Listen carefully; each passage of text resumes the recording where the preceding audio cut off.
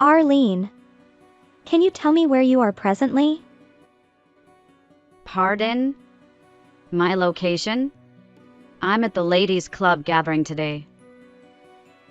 I'm spending time with them. We've planned a lunch meetup at a local Italian bistro. Why the curiosity? With friends, are you? Do you remember our granddaughter Rebecca has a half day at school today? She was to come home for lunch. I reminded you to be available to open the door and prepare lunch for her, didn't I? You agreed to be at home. That was the reason I scheduled my doctor's visit today. Oh, is it today? My apologies. It completely missed my mind. Rebecca was locked out and in tears until a neighbor noticed her plight and got in touch with me. My doctor's visit isn't over yet. Can you please hurry home and take care of Rebecca? What do you mean? You're aware I can't rush back at this moment. We've just been seated at the restaurant. It's impossible for me to leave now. It's your own granddaughter, Arlene. I implore you. I'm at the hospital currently. This visit is crucial for me. Can't you make some arrangement to pick Rebecca up for me? I'll collect her once our meal is over. You mentioned a neighbor is with her right now. She will be all right for the next few hours. I can't fathom why you don't just provide her a key. She could let herself in and be fine alone for a bit. She is just 6 years old. It's not right to leave her alone.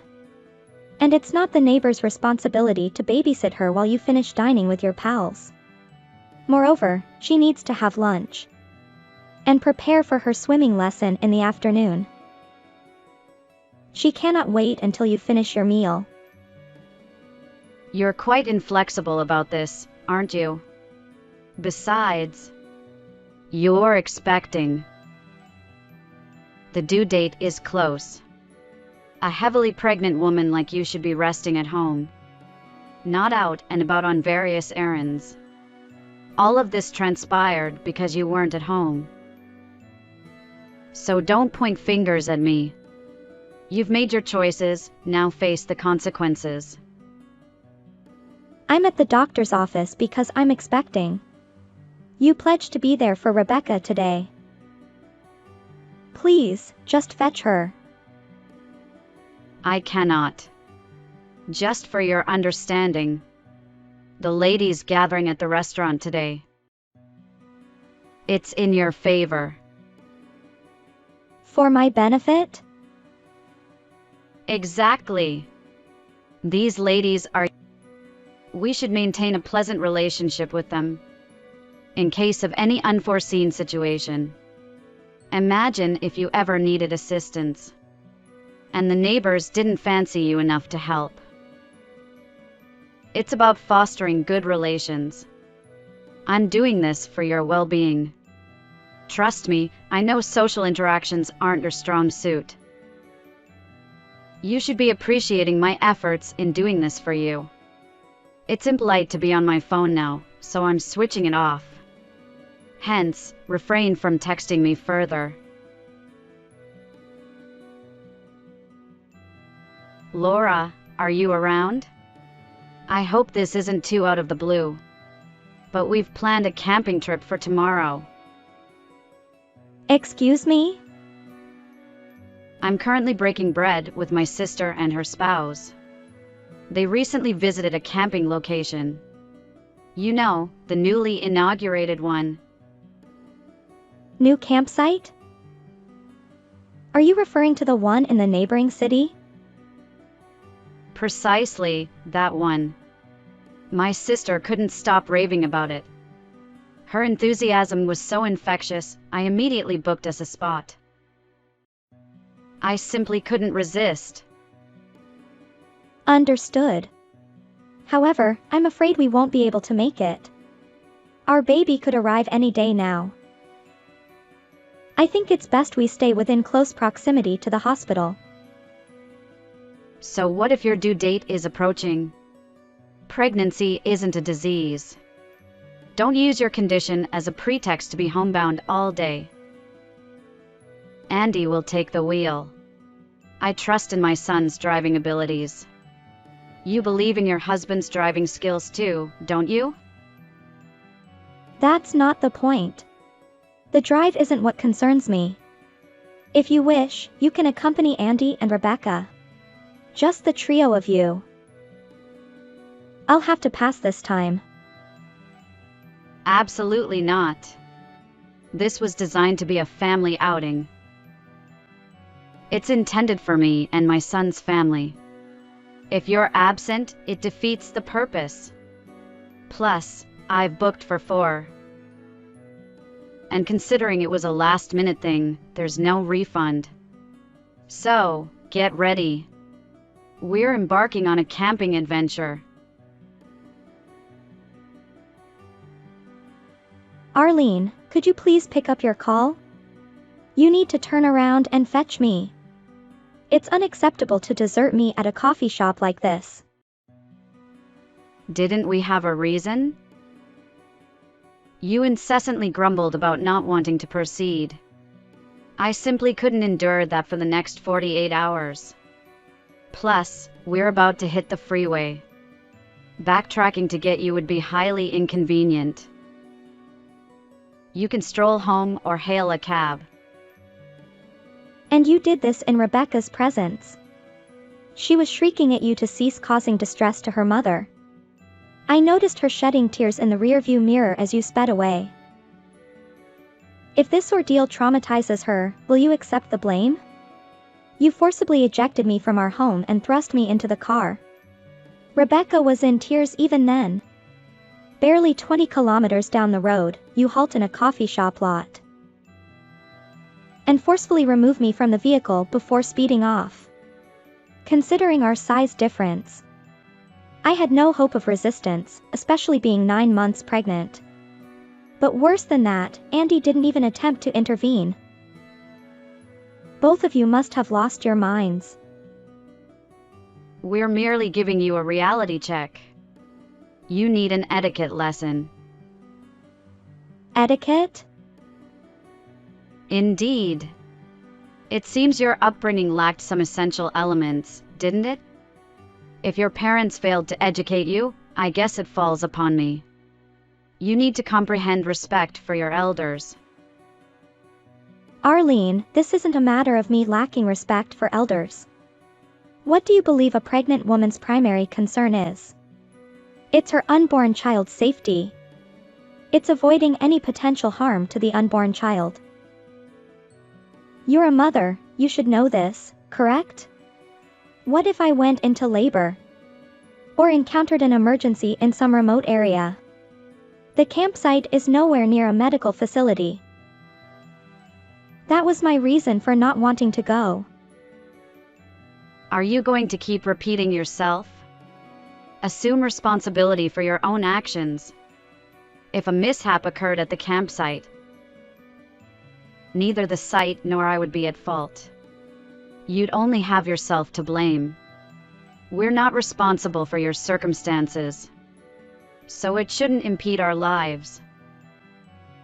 You resisted this trip because you doubt your motherly instincts. You don't think you can ensure your children's safety, do you? Your lack of confidence in protecting your children suggests to me that you're inadequate as a mother. You're mistaken. There's a difference between ability to protect and willingness to avoid risks. A mother's first duty is to prevent her children from facing potential hazards. Andy's compliance with your scheme to abandon me merely confirms to me that he's an ineffectual husband. And I have no other choice. Did you just label my son an ineffective husband? Are you suggesting he isn't? How dare you pass such a judgment about my son to my face? Your upbringing was clearly deficient. They must have been excessively shielding. That's why today's children are so fragile and petrified of the slightest inconveniences. I've figured it out. I've decided how to deal with you. I'm going to broadcast in our neighborhood that you're a horrible wife. Yes, that's my plan. Excuse me? Well, it's true, isn't it? You're always contrary to Andy or me. You lack respect for elders and your spouse. You even disparage your husband. I'm going to share the text where you called him an ineffective husband. Soon, you won't have any friends in the neighborhood. And it'll all be because of your own actions. That's your deserved fate. Yes, your future in that neighborhood will be rather gloomy. I presume you're nearing the campsite, correct? What? You've reached the entrance of the campsite, haven't you? Yes, we're close to the parking space. Such a beautiful location. I've heard the views are breathtaking once you get inside. If you hadn't been so resistant, you could have experienced this with us. We could have shared memorable moments. No, I can't imagine us ever creating wonderful memories together. And I'm certain your trip won't be as enjoyable without me. What? Oh. We've arrived. Please refrain from contacting us until we return. Even if you go into labor, don't reach out. Glance behind you. What? Hey, there's someone who looks a lot like Jeremy behind us. Correct. Correct. Why would your father be here? Regarding that new campsite. It's owned by my father. What? Didn't he own a golf course? Yes, he is. Recently, he's branching out into various leisure facilities. That's news to me. Hang on, he isn't allowing us past the gate. Indeed, why would he?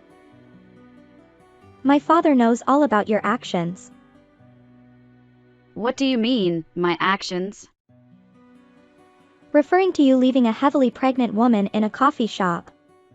To continue your vacation without her, stranding her without any way back home. I explicitly told you I couldn't join for camping. Because my baby was about to be born. What you did is far worse than simply leaving me behind. You convinced me to join you, only to abandon me. I anticipated my father's anger had he known about my late-stage pregnancy camping. And I knew he'd hold you and Andy responsible for dragging me along. So what are you implying? That you were safeguarding Andy and me from your father's wrath? Precisely. I knew you planned this trip for a much-needed break. Which is why I suggested you, Andy and Rebecca should go and enjoy without me. If my father had questioned why my family left me alone, I planned to tell him that I asked you guys to leave for some fun. I thought he wouldn't find a reason to be angry with anyone then. Not sure if it would have worked, but you went ahead and did this to me. So, I spilled everything to him. Speak to your father immediately. Andy has already gotten out of the car to discuss it with your father. But it doesn't look like your father is willing to listen. He looks incensed. If you engage him in conversation, you might manage to diffuse the situation and solve this issue quickly. Just clarify to him that we didn't abandon you. Assure him that you voluntarily chose to stay back while we moved on. Are you seriously suggesting this?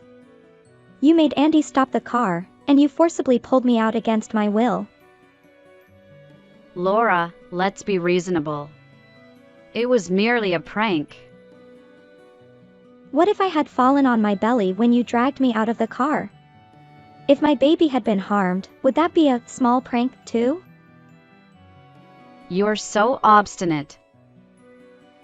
You need to lighten up and let things slide. Otherwise, you'll spend your life in misery. I'm your mother-in-law, yet you're treating me like some stranger. I have the right to treat you this way. We're family.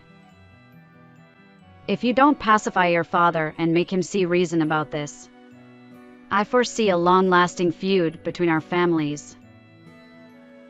After what you've done, refrain from using the term family to describe our relationship. It makes my skin crawl. What? I'm not covering up for your wrongdoings to my father. And notify Andy that I want a divorce. A divorce? This can't be real. I'm not joking. Today, he didn't even bother to intervene. How can we continue living together after today's incident? I'm fed up with you and your incompetent son. What are you insinuating? You're a mother. Divorce is not an option. What about the kids? My children? Since when do you care? You only show concern for your granddaughter when it suits you. You left a 6-year-old girl locked outside while you enjoyed lunch with your friends. And it's not like Andy is any better with his daughter either. He spends time with her only when he's not out with his buddies. Or if there's no game on. I've been handling my children single-handedly so far anyway. Do you actually think I need Andy? If so, you're deluded. Without you, Andy and I will be homeless. You wouldn't render us homeless, would you? You'll be homeless. The house we're currently residing in belongs to my father.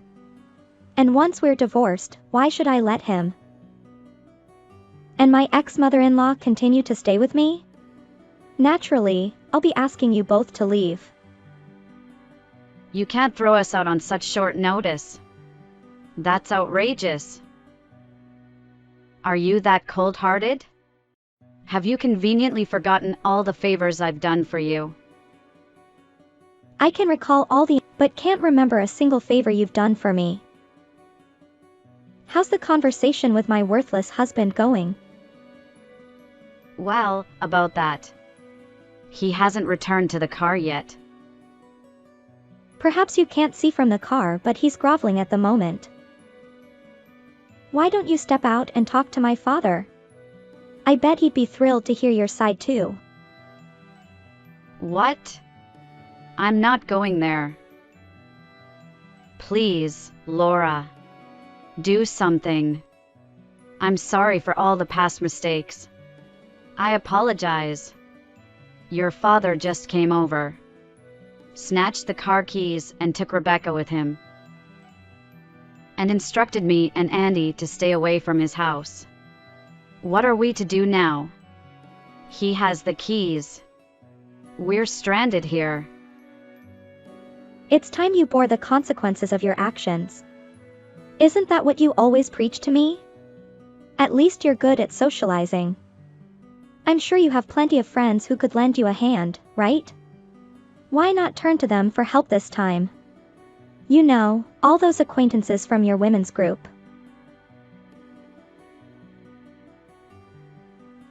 Once I got in touch with my father, one of the camp staff was dispatched to ferry me back home.